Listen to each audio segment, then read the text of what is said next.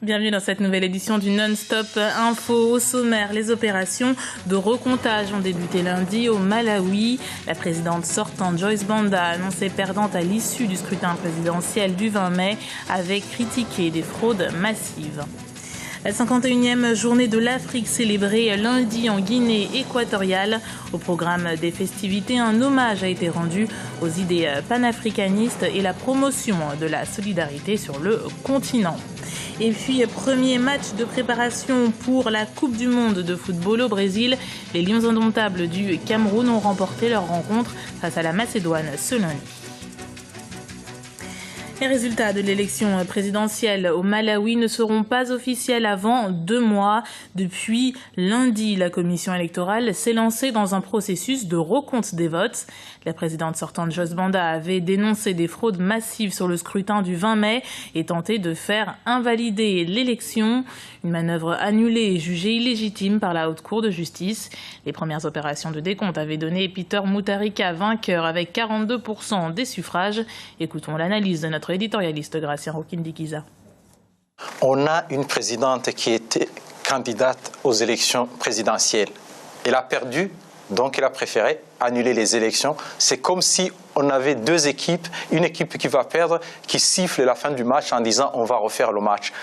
En même temps, c'est que la présidente étant candidate, même la loi ne lui permet pas d'annuler les élections. Il y a la Commission nationale électorale, il y a aussi la Haute Cour. Les deux disent que les élections se sont bien déroulées. On a aussi un cas d'une vraie démocratie, où la justice est indépendante, peut dire non, on n'accepte pas la décision d'un président. Les bureaux de vote sont ouverts depuis ce lundi en Égypte. 50 millions d'électeurs sont attendus aux urnes pour désigner le successeur de Mohamed Morsi, renversé en juillet 2013. Et c'est l'architecte de cette destitution, Abdel Fattah el-Sisi, qui fait office de large favori, Charles de Jouvenel.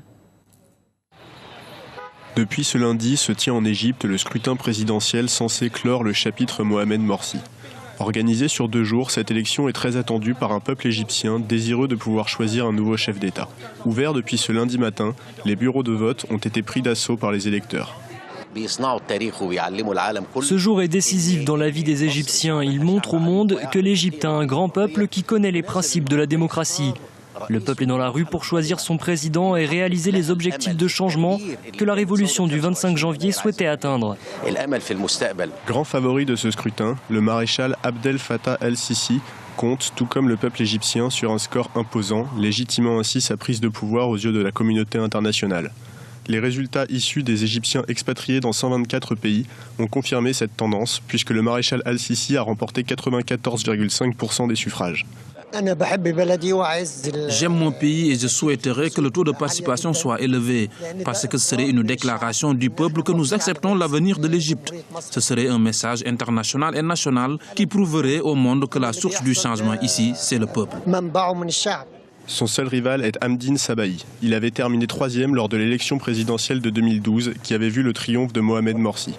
Cette élection représente beaucoup pour les Égyptiens, qui y voient le meilleur moyen de voir appliquer les aspirations revendiquées pendant la révolution de 2011.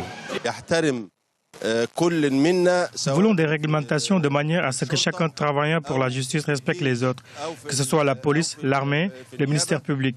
Il doit y avoir des lois pour réguler nos rapports, afin que nous puissions atteindre notre but, qui est la mise en place d'une justice équitable. C'est ce que nous voulons pour les citoyens. Les 11 000 bureaux de vote ont ouvert ce lundi à 9 h sous la surveillance de plus de 15 000 juges destinés à superviser le processus. 53 millions d'électeurs sont appelés à mettre leur bulletin dans l'urne jusqu'au mardi 27 mai. Les résultats officiels, eux, sont attendus pour le 5 juin.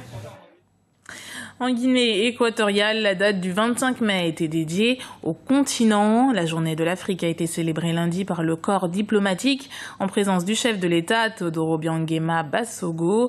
La renaissance du continent africain et la solidarité étaient au cœur des thèmes abordés. Le reportage de notre correspondant à Malabo, Serge Kofi. La Guinée équatoriale, à l'instar des autres nations africaines, a célébré le 25 mai la 51e journée de l'Afrique. À Malabo ce lundi, c'est l'ensemble du corps diplomatique qui est allé à la rencontre du président Teodoro Obiang Bassogo. Objectif ? rendre hommage aux idéaux panafricanistes du chef de l'État équato-guinéen. Le doyen des diplomates, au nom des ambassadeurs africains accrédités en Guinée équatoriale, a évoqué un homme d'État inlassable au service du continent africain.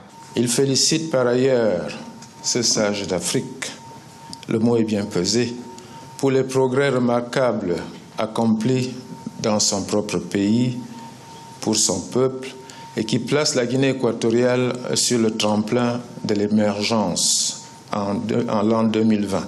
Pour le chef de l'État équato-guinéen, le continent est confronté à plusieurs défis tels que la sécurité et la préservation de la paix. Il plaide pour plus de solidarité entre Africains et la recherche de solutions africaines aux problèmes africains. Le panorama actuel du continent est téméraire. Le panorama actuel du continent est téméraire à cause de l'instabilité. Il y a trop d'ingérence dans les affaires africaines et cela compromet notre sécurité. Il faut avant tout prendre en compte la crise économique qui affecte beaucoup de pays dans le monde.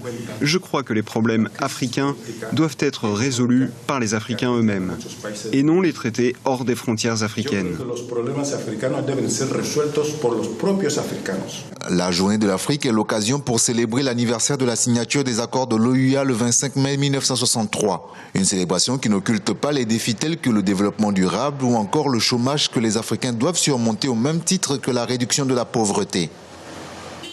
Premier cas déclaré de fièvre Ebola pour la Sierra Leone, alors que l'épidémie de fièvre hémorragique a coûté la vie à au moins 100 personnes en Guinée. Les autorités sierra-léonaises ont fait état d'une première victime de la maladie ce dimanche. Il s'agissait d'une guérisseuse traditionnelle qui s'était récemment rendue en Guinée pour participer à des funérailles. Pour les spécialistes, les cérémonies funéraires où les proches sont en contact du corps de victimes peuvent participer à la transmission du virus. En Guinée, le gouvernement et ses partenaires ont signé lundi à Conakry le cadre d'investissement du projet minier de Simandou Sud. Après ces années de prospection, d'études et de discussions, c'est une étape importante pour ce projet estimé à 20 milliards de dollars pour développer les blocs 3 et 4 de Simandou. Une opération espérée lucrative et susceptible de créer des milliers d'emplois. Les précisions de nos correspondants Nicolas Cucal et Mohamed Lamine Solano. La Guinée franchit un nouveau pas dans le projet d'exploitation de Simandou Sud. Lundi à Conakry, l'État guinéen, Rio Tinto, Chinalco et les partenaires financiers ont signé le cadre d'investissement pour le projet minier appelé Simandou Sud. Ce projet combine l'exploitation minière sur les blocs 3 et 4 de Simandou et la réalisation de nombreuses infrastructures. Cette signature est donc une étape importante dans l'avancement de ce projet d'extraction du minerai de fer dans le sud-est de la Guinée. Simandou est un projet extraordinaire de grands défis qui exige une vision à long terme et de la patience. Cela a demandé du temps pour arriver à un consensus et un document qui définit un environnement attractif pour les investisseurs, tout en assurant des avantages économiques et sociaux à la Guinée. Ce projet Simandou Sud comprend 3 grands chantiers. L'exploitation de la mine de fer, la création d'un nouveau chemin de fer transguinéen d'une longueur de 650 km à travers les 4 régions de la Guinée afin d'évacuer le minerai et la construction d'un port en eau profonde dans la préfecture de Forécaria, des travaux réalisés dans le cadre d'une convention BOT.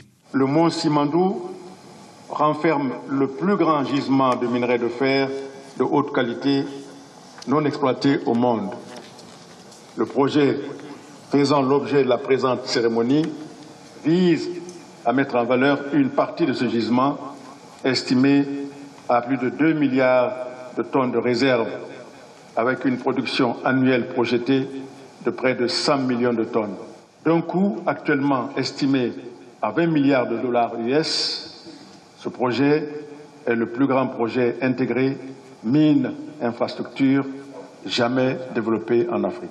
L'exploitation des blocs 3 et 4 de Simandou représente un défi important pour la Guinée, car cela pourrait créer jusqu'à 45 000 emplois, directs et indirects dans le pays. La présente convention devrait être soumise très prochainement à l'Assemblée nationale pour être ratifiée.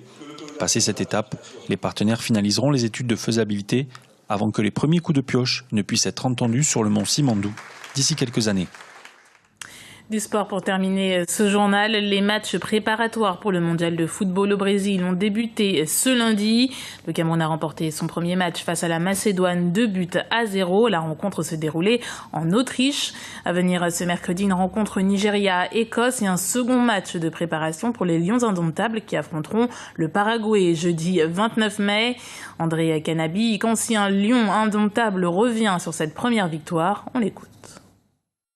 La victoire du Cameroun sur la Macédoine hier, ça fait du bien, c'est mieux psychologiquement de démarrer par une victoire.